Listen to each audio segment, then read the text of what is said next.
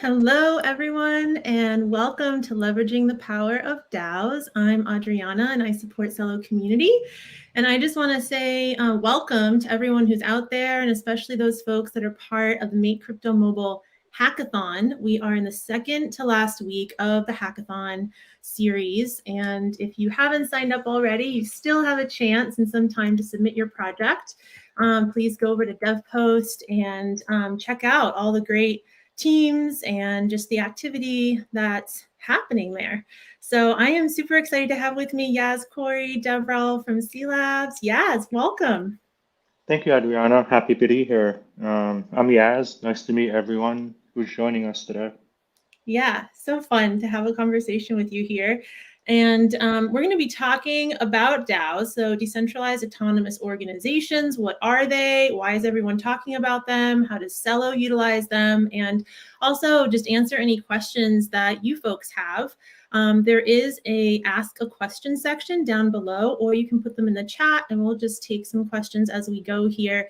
But before we get started, so Yaz, I saw some photos on Twitter that you were in Lisbon last week, or last month rather, for Lisbon Blockchain Week. Time is escaping us.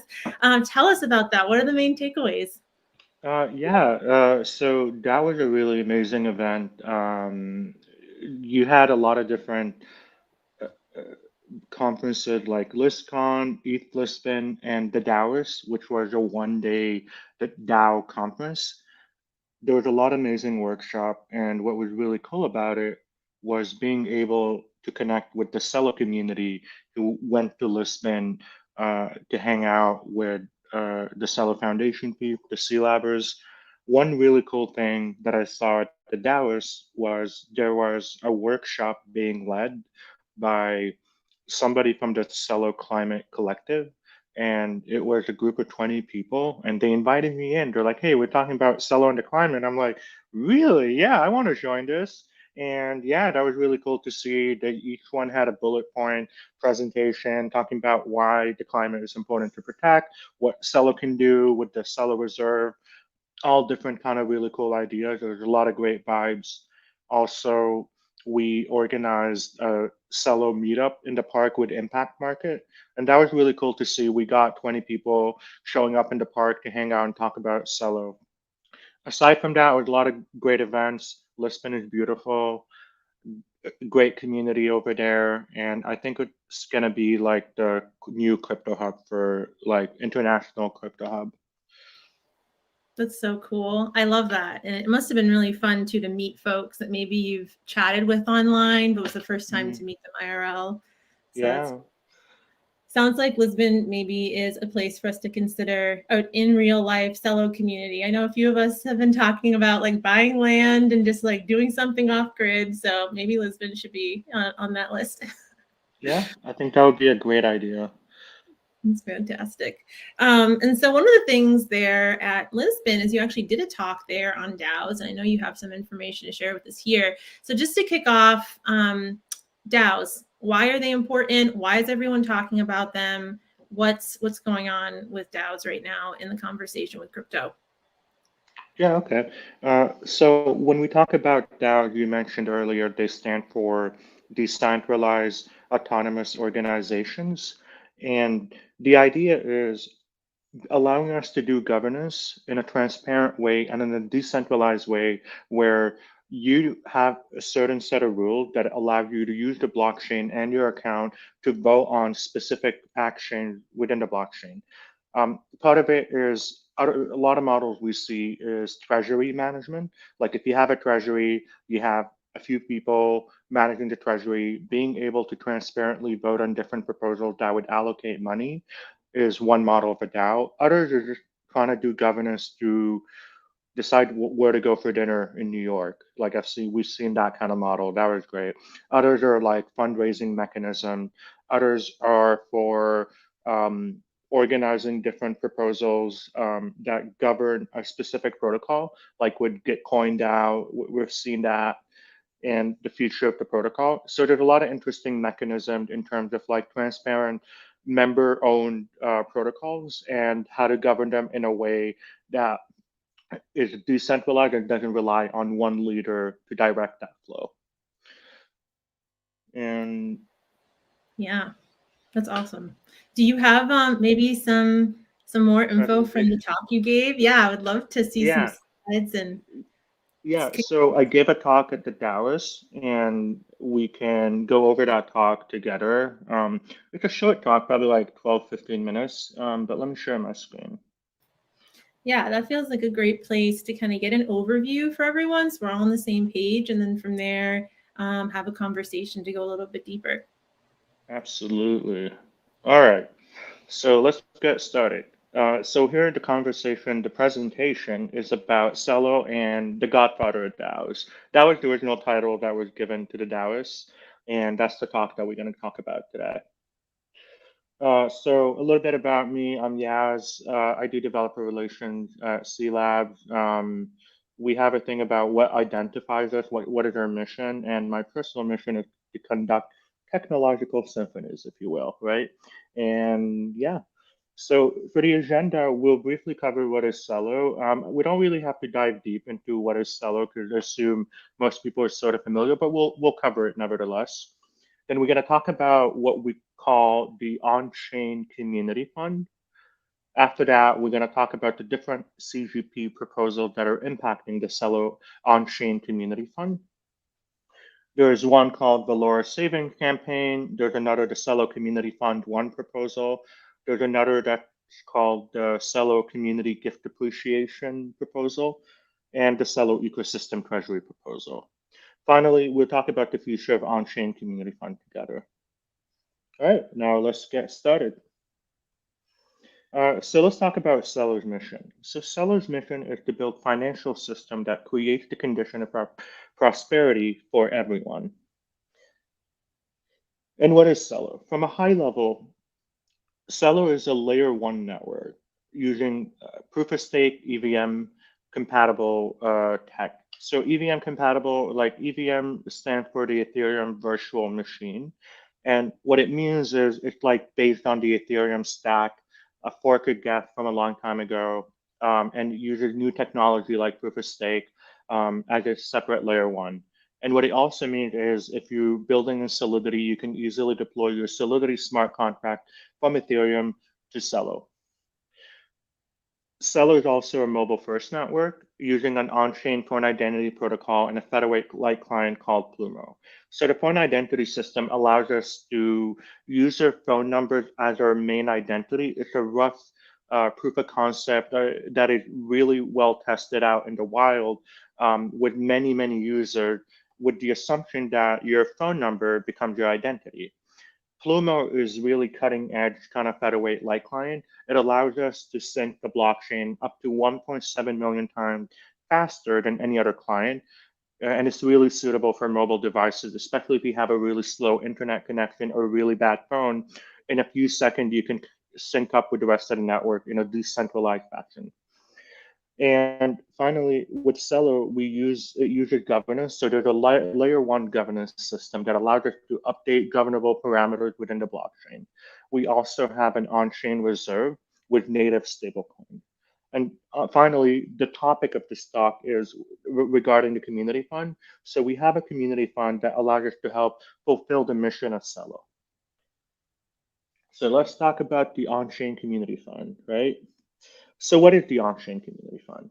Celo's on-chain community fund currently is about 8 million. I believe the number is a little bit higher than 8 million, but it's about 8 million Celo and 2 million Celo euro. The on-chain community fund received 25% of each epoch reward on Celo. So the way to think about epoch rewards is validators, there's 110 validators, right?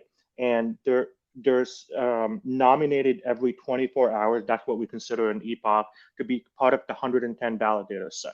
So if you have more than 110, there's a mechanism that determines who becomes a validator for 24 hours within the set.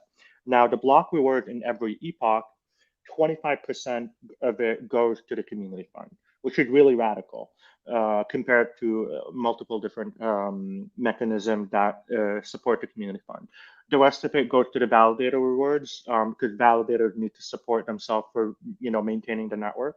And finally, the staking reward goes to anyone who's staking their Celo on chain. There's five governance proposals have been submitted for utilizing the community fund. Three of the proposals were passed.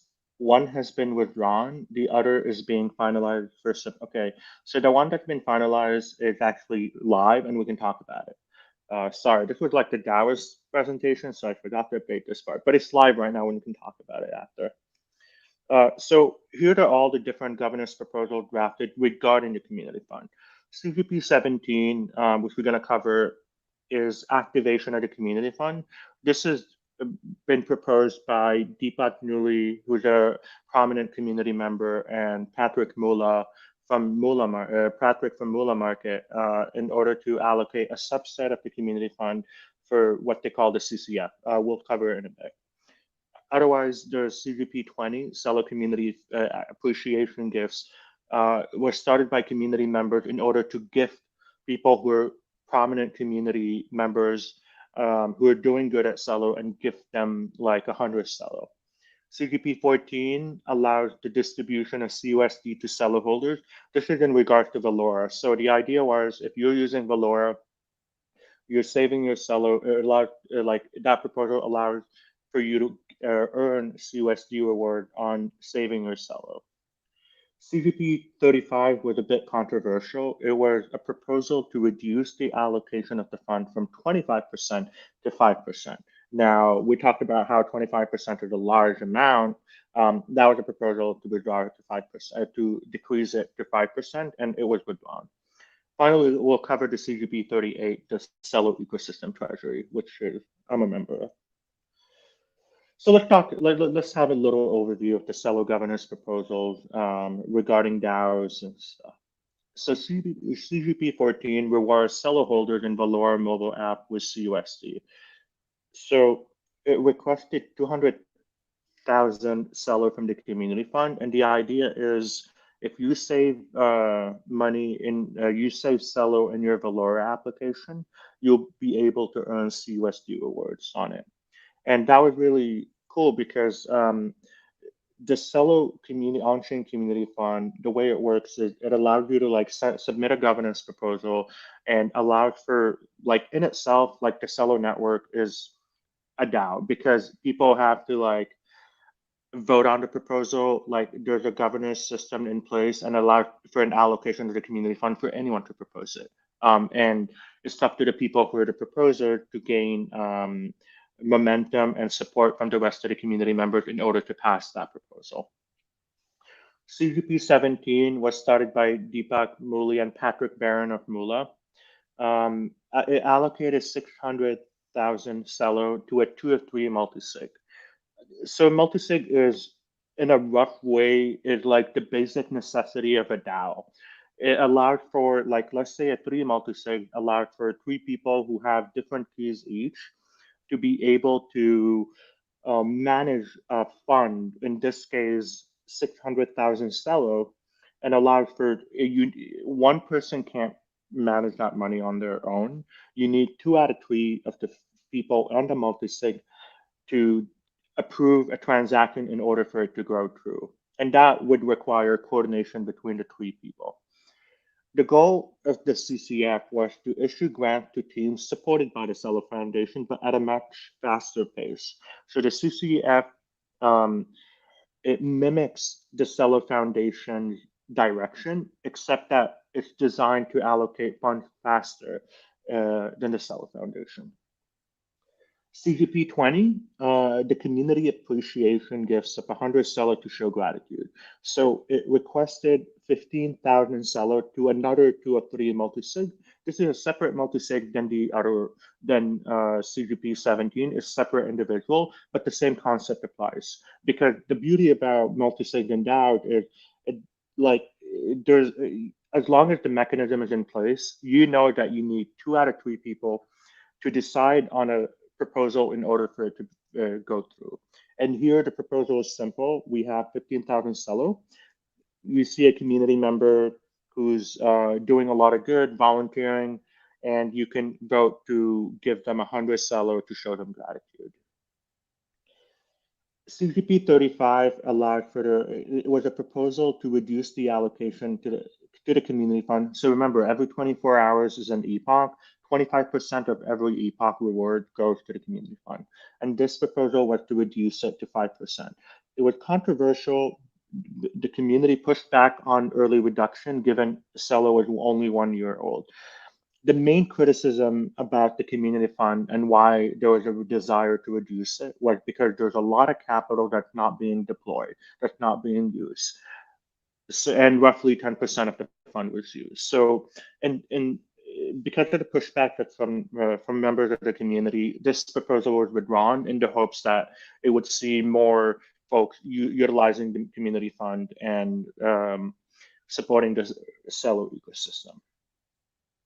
Finally, let's talk about CGP 38, the Celo ecosystem treasury. So this is a proposal to aggressively deploy capital and create a DAO model for emerging markets. It asks for 3 million Celo for 5 of 9 multisig. So how does this 5 of 9 multisig work? You have 9 different individuals coming from like diverse backgrounds and ideas. And you need 5 out of 9 of the people on that multisig to pass any proposal. So this is really powerful because it requires more involvement from folks in order to pass proposals, and therefore more agreements have to be made by a majority of the people on the multisig. It addresses the concerns of CGP 35, which was the capital is not being used as they hoped it would be. And it focuses on emerging markets, research and development, radical experimentation, and supporting the crypto community in Celo. So down from the Treasury. So the Treasury proposal, which went live last week, the goal is to create opportunities in emerging markets using Web3 tools. So what do we talk about when we're talking about creating opportunities in emerging markets? So oftentimes people in the Western world who want to invest in folks from emerging market find that there's not a lot of opportunities to invest in emerging markets because the amount of opportunities are smaller than people coming from the United States or from Europe who are starting their own startup in Web3. But the reason there is for that is because we're making a lot of assumptions here. We're assuming that people in emerging market A speak English, which is not the case for a lot of them, right? And we're assuming that all of them have a laptop. If you remember, one of Celo's core mission is supporting a mobile first blockchain. And the reason for that is because there's more mobile users. 6 billion users have a mobile phone in the entire world compared to people with a laptop. So our assumption here is that people from emerging markets have a laptop, and let's say you have a laptop, there's an assumption that, hey, of all the things I want to do with my laptop, I want to learn how to be a developer or a builder. And assuming that is the case, the other assumption we're making is people who speak English, have a laptop, and are interested in building, they want to go into Web3, which is an even smaller field. And from that, we're hoping that they want to deploy on Celo rather than on Ethereum. And finally, we're hoping that they're entrepreneurial minded enough, or like they have the ambition to be an entrepreneur to turn their web application for Web3 to a startup. So as you can notice, that's a really tiny funnel to try to get folks from emerging markets. So the idea from the Treasury is we want to create the condition that would generate more Web3 entrepreneurs rather than looking for specific entrepreneurs and supporting them. We want to create the condition to generate more of these entrepreneurs. So the funding initiative, one of the main goals that we want to target is 3 different countries, Brazil and Brazil DAO. Now, Brazil is a really important market for Valora, for Celo. There's a lot of passionate people in Brazil who want to have access to Web3. And Brazil DAO would help generate more educational experience for people in Brazil, boot camps, allowing them to build the future of Web3 for Brazil. And they would be receiving an allocation. People within the Brazil DAO was going to be a multi-sig of ecosystem leaders in Brazil. Other examples are Nigeria and Nigeria DAO, and Philippines DAO. Now, these are the 3 initial examples that we're trying to target. Obviously, as the model improves, we would want to scale it to other countries. But the one important thing for these DAO models that you don't see in North America is we want those DAO to do governance in their own local languages. So if Brazil DAO has a proposal, it should not be in English. It should be in Portuguese because it impacts the people of Brazil. Same applies to Nigeria and Philippines. So that is an important thing that we want to do for emerging markets.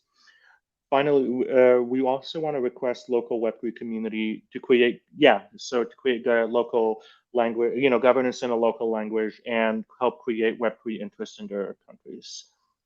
Let's talk about the future of on-chain governance community fund. So ideas and opportunities, like just for anyone who's watching this and wants to get involved. So we want to see more people being encouraged to make proposals to the community fund. If you have an idea for proposal, feel free to reach out to me. I can help guide you. We want to encourage more DAOs to manage their allocation of the community fund. So ideally, if you're making a community fund proposal, you should have at the basic level a multi-sig, because a multi-sig from an objective point of view is a better mechanism for allocation of funds, because you assume that people within the multi-sig have to coordinate together. Now, ideally, if you have a multi-sig, it shouldn't like come from one specific company that's doing a multi-sig with members from that company, because they're all gonna agree on no matter what. But if the more diverse the multi-sig, the more stronger the proposal is. We also want to explore better governance tools around supporting the community fund. So better ways to support the community fund, from voting, from allocation of capital, better toolings out there, which we're going to cover briefly in a bit. There's also a really cool proposal by Khoury for Khoury Labs. It's currently in the forum. So if you go to the forum, you should be able to find it right now. It would allow to create, using the community fund, creating more programs and grants for Khoury founders. Let's briefly talk about future toolings. So we're going to soon have better DAO toolings out there. So one of my favorite ones is activating DAO House. DAO House, you should definitely check out the website. DAO House allows you to have an interface for voting on different DAOs, for creating different DAOs using an interface that is not technical. Like, you don't have to be a techie in order to understand. It's a very nice UI, allows you to vote on different proposals depending on what you want to do with the DAO, whether you want to manage the treasury, or you want to vote on a specific, you want to generate, raise money for a specific goal, or the likes. Another thing that we're activating is Commonwealth. They recently received a grant. Commonwealth would allow, is another amazing interface for DAO management. Finally, there's an opportunity that we have to activate Gnosis Safe and Snapshot. So why are those two really important? If you look at most DAO models, they, at a basic level, they're a multi-sig that is managed using Gnosis Safe, and they do all their governance off-chain on Snapshot. It saves a lot on gas because Ethereum has a lot of gas. Like, the gas prices are very high. So that is like two things that we'd want to port over to Celo as well, because these are the basics that you need in order to create like a DAO model of sort. And hopefully down the line, many more tooling to come. So with that, here's my Twitter, my email. Feel free to reach out to me. And if you have any questions about the community fund specifically, I'm happy to help you out. And with that, I'm going to stop sharing my screen and go back to Adriana. This is great. Thank you for sharing that, Yaz. It was a really great overview of just like DAOs, why they're important, and just what we're doing specifically within the Celo ecosystem with them. And, the key here is decentralization. It's a decentralized autonomous organization, right? Yep. And I love how the purpose really is to empower community. So you have basically a set of funds that you put in a multi-sig with multiple users, multiple folks in that multi-sig need to actually pass to have those proposals go live. And ideally, as you're looking to do in the emerging markets with the ecosystem treasury, it's empowering those local communities to make decisions for themselves.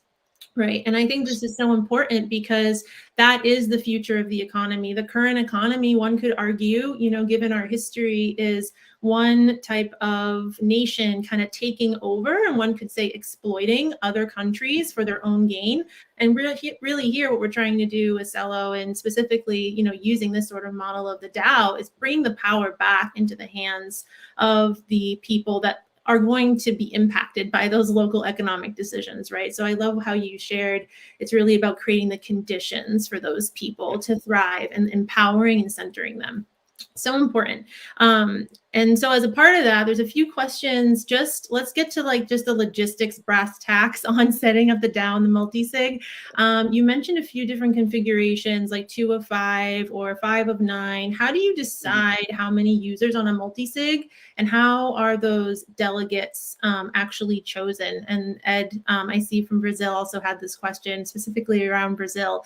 Can you share a little bit about that process? Yeah, so that's a very good question. How do you decide on multisig members, and how do you decide on the setup?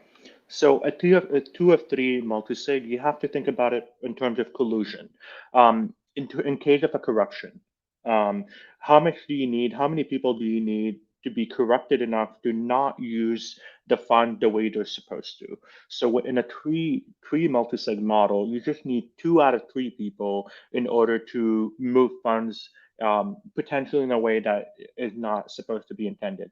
However, a 3-person multisig is still a good model compared to a 1-person multisig, right? Or 1-person address, right? Uh, with with that, obviously, you don't want to do a 4-person multisig, a 2 of 4, because what happens there is you just need 2 people to agree and 2 people to disagree, and you never get anything done, right? So the model is better to have it with odd numbers and odd number agreements to do it. We've seen models for like when you have a 9 multisig members and you have a 3 of 9. So that one is more if you don't have a large amount of capital, but you just want to approve something to go through, or like approve something to go through. You just need 3 of 9. 3 of 9 is very easy to coordinate around because you just need 3 out of 9 people to sign a transaction for something to go through, right? With 5 out of 9, it's actually powerful but there are disadvantages for 5 of 9. The advantages are it's harder to misuse the funds, and the disadvantage is it can be a bit slower to not coordinate, but to like get 5 people to sign it. So you could only use it so that that is a drawback in terms of that. However, it actually is better for larger amounts of fun and allows you to like really think about what you want to submit, and it allows for more coordination to happen in order to agree. So with a 5 of 9, even though it might be a bit slower technically, it's actually really better because you need 5 people to say, yeah, that is a good idea, and agree together. And that's, because somebody might not feel that way, and, that might resonate with the rest of the members. In terms of deciding people for the multi-sig, you ideally do not want to, like, you should be doing it with a diverse set of people that at least align on the mission, and people that that align on the mission. So they don't necessarily have to be all your coworkers or all your best friends, but they have to be mission aligned on the goal of the DAO itself. And what I like to always say is coordination and decision making does not happen on chain. It always happens off chain. We're talking to people on Telegram, we're talking to people on Discord, we're having one-on-one syncs. What we do on chain is only a formality, right? So that is like an important context to make, and I hope it answered Ed Milson's question. Yeah. No, that's great. I mean, essentially what I'm hearing there is the importance first of relationship, right? There's stuff, like you said, that formally happens on chain, but this is really about an alive community and ensuring that you're getting buy-in from people, there's discussion, and that the people that are in your multi-sig that are part of your DAO you have an aligned vision of what you're trying to achieve. And also, as you made a previous point about allowing for differing opinions, right? So it's not just kind of like this oligarchy trying to push the single agenda through, but ideally you actually want some different perspectives so that you can make the best decisions with your org, assuming that you're looking to do good intentions with your DAO. And so I love that. We have another question from Nestor. In the modeling process, did you find it is better to design the DAOs on a country perspective? So for example, Brazil or Nigeria, instead of a regional perspective, LATAM, Europe, APAC, etc. Why? And aside from the language point, obviously, which is important. So yeah, what is the best way to kind of model, or maybe you're still kind of figuring that out right now, but what are you guys thinking about? Well, that's a very good question. I think a country-specific DAO would actually support a lot of things happening within a specific country, which is more grassroots in a way than doing something more regional where you're looking at it from a higher level, which there are like pros and cons to both approaches. We're looking at country DAOs specifically because we want to go for a more grassroots approach. However, having said that, there's no reason why different country DAOs within the same region cannot collaborate together and create a regional DAO as well, for a regional specific initiative. Like let's say there's a Latin American, crypto conference, and it's happening in many years. Like maybe Brazil DAO and Argentina DAO can collaborate on, venue decision making and all that kind of thing. For us, it's there. I'm not against a LATAM DAO or Europe DAO or an APAC DAO. It's more that we we need boots on the ground. And when you have boots on the ground, you're thinking about it from a local perspective, you're thinking about it from a country perspective with different trade-offs to be made between different countries versus the regional DAO, which probably you're just partnering with NGOs and governments of different organizations and different union bodies for different countries rather than focusing on one specific country and its needs. Yeah, that makes a lot of sense. So basically, the takeaway there is let's try to go as small as possible for the local community and kind of bypass the larger conglomerates that kind of are already empowering how we do things just globally. Yeah. So I'm curious, Yaz, I would imagine, so this to me sounds great, right? Just in theory, at least, to imagine a world where you have these funds and there has to be community participation for things to move, right? That's like a necessary part, which is awesome on the one hand. But on the other hand, if you're not getting the community participation, then things probably don't move. I've heard that with DAOs, at least currently, and don't necessarily quote me on this, I'm not sure exactly where the stat is from. It's more in passing that basically like 10% or less of participants in DAOs end up actually participating to kind of make decisions and so on. How do you manage that, either from your current experience or just from your own perspective so far? Like, how do you actually ensure that there's enough involvement for not only diversity of thought and making sure that the community is represented, but also just to get things done? Yeah. So that's a good question. Basically, the symptom, like the problem, like why you have 10% voting participation is something that we call voter apathy, where voters are like, oh, another proposal, yeah, sure, let me sign it, and then oh, another one, I don't really care anymore. People have a lot of things to do, and they're probably participating in so many different DAOs that after a while they become like there's apathy towards where the direction is going. And you see that in a lot of places. You see it in different DAO models that exist where you only need 10% of, like you need only a small amount of people vote for it to participate in order to move things through. And no, but not a lot of people participate, which is like, it is kind of challenging. One interesting model that I really like is the delegate model, where voters who are members of the DAO can allocate their money, their tokens to a delegate. And they like the delegate would apply. They'd be like, hey, I'm going to participate in voting on your behalf. Here's my records. Here's what I've done in the past for Celo, for Ethereum, for Web3, and you're like, that is my that's my candidate right there. I want to vote on that person, and it depends on what your values are. So I like that model a lot. You see it in Gitcoin, and you've seen it recently in the ENS DAO. And I think that's a really great model in terms of if you bought the token or if you got a token from ENS or Gitcoin, you have to delegate that token as part of the onboarding process.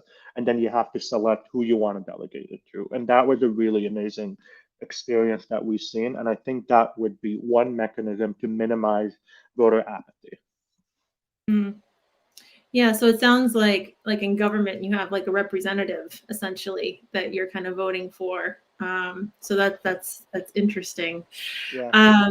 So anything else in terms of like common challenges or like what stresses you most out about the DAO structures that you've been a part of and the treasury, and like are there any specific like, wow, like yes, we know that there can be a lot of benefits to decentralization, but anything else for folks to kind of think about or look out for? Because I would imagine a lot of folks tuning in and folks that are part of the hackathon, they are thinking about, do I want to leverage a DAO either now or at some point with my project?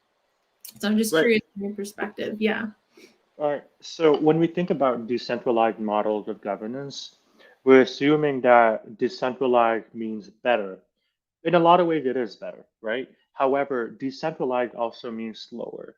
So when you have a hierarchical model, like the head of like the hierarchy would be like, this is what we want to happen, and everyone executes, right? In a decentralized model, it's less efficient, but it's more resilient, right? And there's always going to be trade-offs to be made in what kind of structure you're looking for. I am a fan of slow and decentralized a lot more than of uh, hierarchical and is presumably fast, but even in a large organization, there's a lot of bureaucracy, there's a lot of things that slow things down. And with a DAO, even though it's distributed and decentralized, it's still not as efficient as it can be because A, we're talking about voter apathy, and B, we're talking about member participation.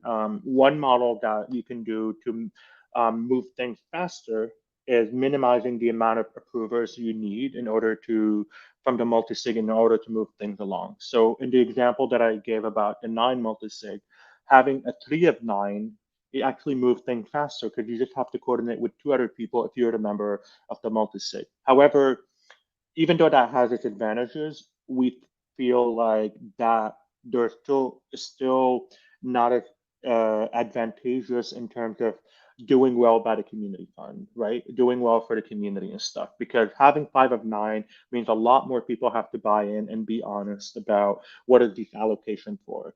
However, there's many different approaches in order to speed things along, like having you line up all your proposals. These are the specific proposals that we want to fund. You line up all the different allocation you want to do, and then you once every 2 weeks you have an hour call with members of the multisig, and you're like, okay, we're voting on this proposal. People vote. It only takes like a minute per vote, even less. And then you can move along, and then that way you can like kind of like bundle all your different proposals that you want to push forward into one specific meeting. So it makes it easier for coordination stuff. Yeah. So what I'm hearing too is there's that balance, as is, I guess, with everything, I guess even beyond DAOs, we want to get philosophical, but kind of that efficiency versus making sure that different voices are heard and really doing well for the purpose of your DAO and for decentralization. And it sounds like one way to mitigate that is through these structures. Like you said, just have like a regular meeting that is scheduled using structure to support this. For the folks that are part of the multi-sigs, you can be more efficient with the process, make sure that everyone's voices are heard, but there's a structure to kind of move things along. Anything else that folks that want to start a DAO should think about, either short-term or long-term, or tips for folks? Yeah, so when you start a DAO, depending on what model you're going for, we all try to keep a legal point of view when it comes to DAOs because these are new primitives that we've never seen exist before. And current governing body in the US at least can't keep up with it. But at least you should at least have good legal counsel if you're doing anything like that. So that is one important thing to do, especially if you're doing a lot, like you're generating a lot of funds, right? Or you're raising a lot of funds. However, for a smaller thing, like I mean, there's one of my favorite DAOs right now. It's called Pallet DAO. It's kind of like Dinner DAO, but it's just like the same setup every month in New York. People vote on where to go next. However, it's only a Telegram channel, and you're doing a Telegram poll, and that is the governance. It's not on chain. It's nothing. It's just branded as a DAO, but it's not necessarily a DAO, right? I mean, like technically a DAO. But that is just like one way to approach it. The other is try to find something that is your mission aligned on. It doesn't have to necessarily be um, like the entire Celo ecosystem. It can be a specific thing, kind of like, oh, we want to support the climate protection initiatives, right? And doing things around that would be cool. One thing we want to do with the Treasury long term is investment DAOs. So allocating a bit of capital and for mission aligned investments, like one for the climate DAO, and any other kind of DAOs that are very mission aligned as one way to like support these models and obviously get engaging different people in the community who want to be part of those multi-sig to help manage them as well. And that is one thing that I think would be really interesting long term. So yeah, figure out your legal, try to be mission aligned, work with people that are mission aligned, and for technical structure, I think you have a lot of different toolings available to help you do that. Mhm. I love that. And so if anyone here has any questions around DAOs or how Celo's relationship to DAOs are currently or will be, please go ahead and put them in the chat or in the ask a question section. I'm curious, Yaz, do you think that DAOs are the corporations of the future? Do you think more and more of kind of work and will be done through DAOs? That is a good question. I think with DAO models, they require new governing bodies to be able to regulate them. And the current governing bodies are not suitable for either DAOs, for a DeFi, for NFTs, because they're pretty outdated. They started in the 1920s. Like I believe the SEC would like began in the 1920s or whatever. And like the Securities Act, if I remember correctly. And there's been a lot of talk on Twitter by lawyers demanding that yes, regulation is important. However, the current regulation under the current bodies are not sufficient for these new primitive and new models that are existing right now. And having new structured or new governing bodies that allow us to facilitate more DAOs in the future would be very beneficial. So one important state that is, being very radical about DAOs is the state of Wyoming. And they have a new law for DAO models that allowed you to like register a DAO license as a corporation of some sort within the state of Wyoming. There are some drawbacks to it that I've heard from other legal lawyers or just lawyers. And the other model they prefer is if you're a distributed DAO around the world and you want to do something within the United States, having an LLC might be another way to do it, Delaware LLC. Others are just doing it completely on chain. However, I do believe that DAO will be, if not replacing corporation, like giving them a run for their money. Yeah, they're definitely becoming more popular, and there's so much that you can do with them for true empowerment of communities. So I love that. And that's why we're leveraging them here in this community. I want to kind of end with how can folks get more involved in the current opportunity? So we have the ecosystem treasury now that passed. If folks have a proposal or somehow want to start using that treasury or get involved, what should folks do? That's a good question. So for the Treasury has its own mission in terms of what it wants to fund, and it's gonna ask community members like a check-in with the community members every now and then to field more different ideas on what initiatives to fund. Outside of the Treasury, people can still submit a governance proposal to the on-chain community fund that Celo runs. So that is still something anyone can do. So far, we've seen 5 proposals, and today there was a 6th proposal, but it's only in draft stage yet, so it's not finalized yet. But so far you're seeing a lot more action in terms of like how to manage an allocation of the on-chain community fund. And with that, if you have an idea for what you want to do with an allocation of the fund that is beneficial for the community, I recommend like starting governance proposal and getting rallying up support from the community. Also, we have governance calls every now and then. In fact, we have one tomorrow, uh, and the governance call is going to be for uh, a place for you, like a venue for you to advocate your ideas to the rest of the community in a way that allows for more people to be involved. Awesome. Yes. So the takeaway there is that funds are available for community use. We want participation. We want your proposals. We want your voting. Come to the governance call. I'm going to see if I can find a link for that we can drop to folks. Yeah, And I'll share. link it as well. Yeah, that would be awesome.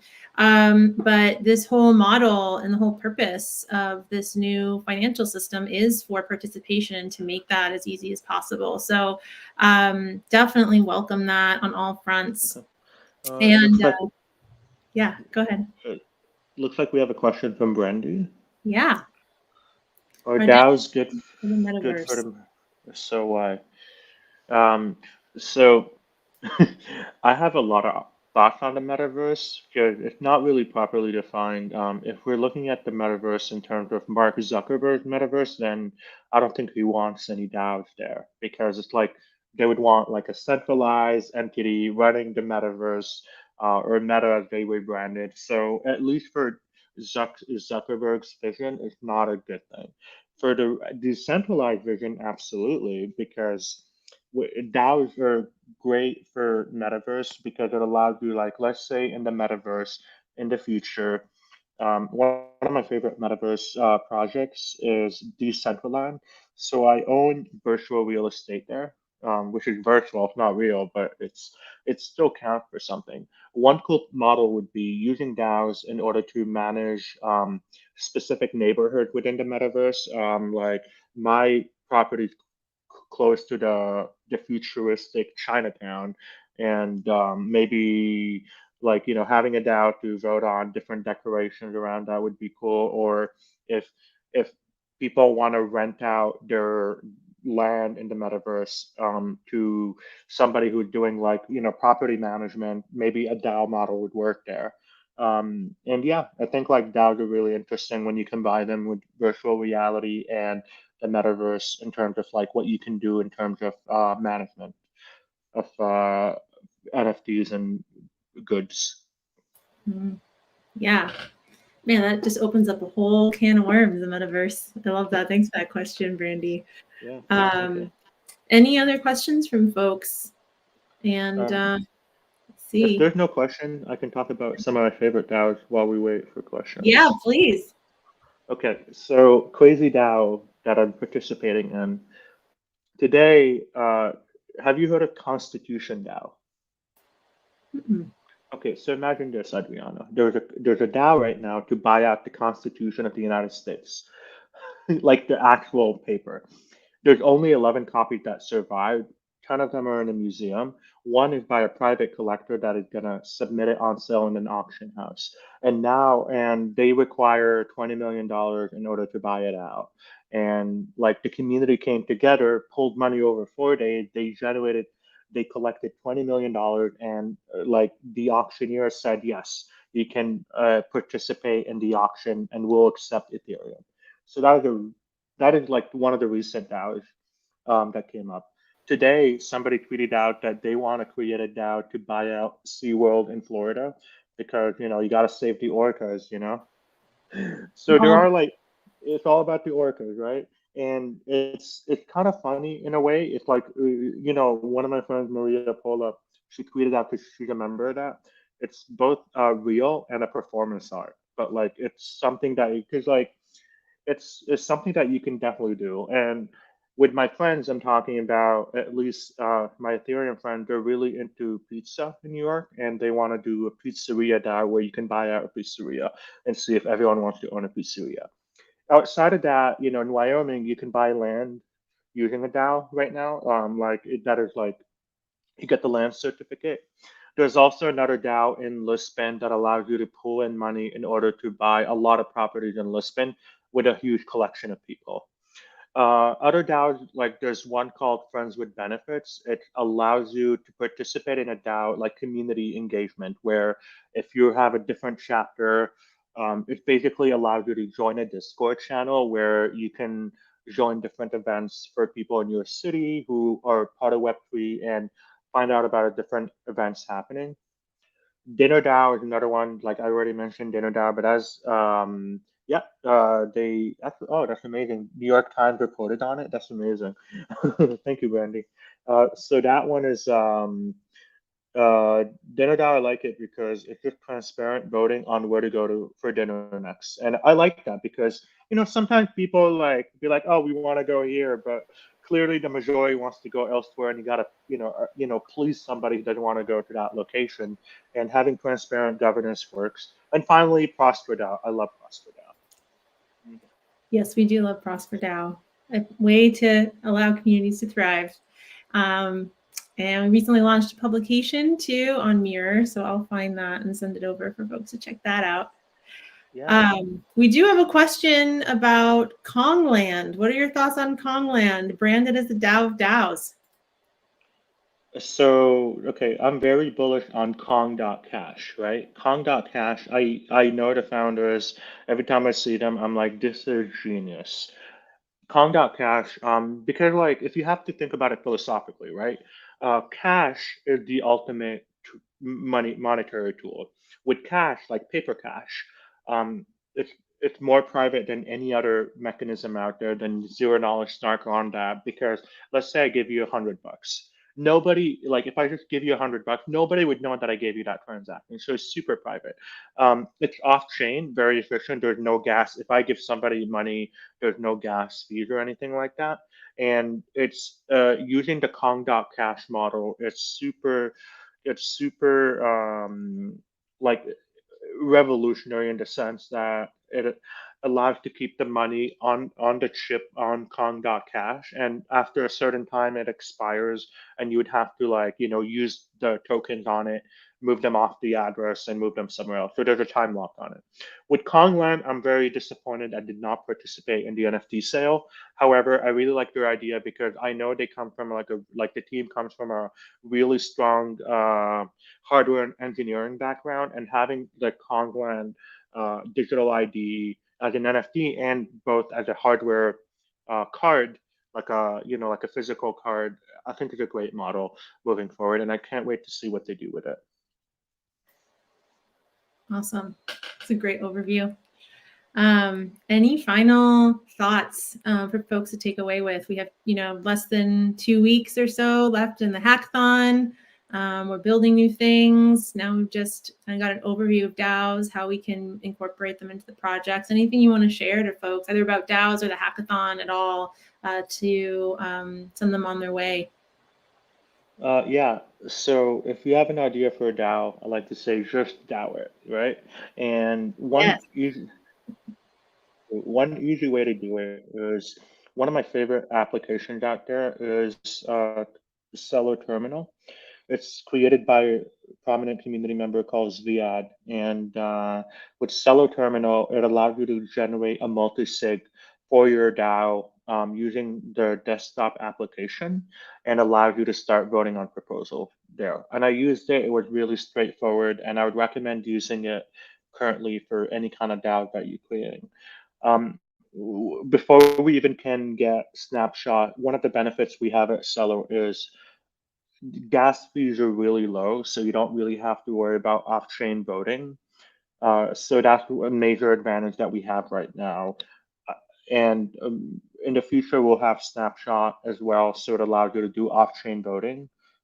Oh, it's already live? Oh, that's cool. I had no idea. See, everyone dropping alpha every day from you. So there you go. Now you have Snapshot and You have snapshot and you have the multi-sig, and that for you is the basic thing that you need for DAOs, for a functioning DAO, because then all you have to do is, you create your multi-sig, it's all off-chain, then you do it using Celo terminal, and then you vote off-chain on different proposals using snapshot, and that's your model. That works for multiple DAOs, for Art DAO, for Beta DAO, for many DAOs, and yeah, um, it's a super cool infrastructure to use, and it's very easy to use for your DAO. I love that. And see, that's a benefit of joining a community. Things are happening so fast. We get to get updates even here around Snapshot, for example. Awesome. Well, Yaz, thank you so much for your time. Always fun to chat and pick your brain. And yes, good luck to everyone who is participating in the hackathon. Please join the governance call tomorrow. And we also have our final Kuneko of the year coming up on December 9th. Celo.org/community. We have the event calendar there. And we also have a few more events finally until the hackathon closes for submissions on November 28th. So good luck to everyone, and thanks for tuning in, and we'll see you next time. Thanks, everyone. Take care. Thank you. Bye.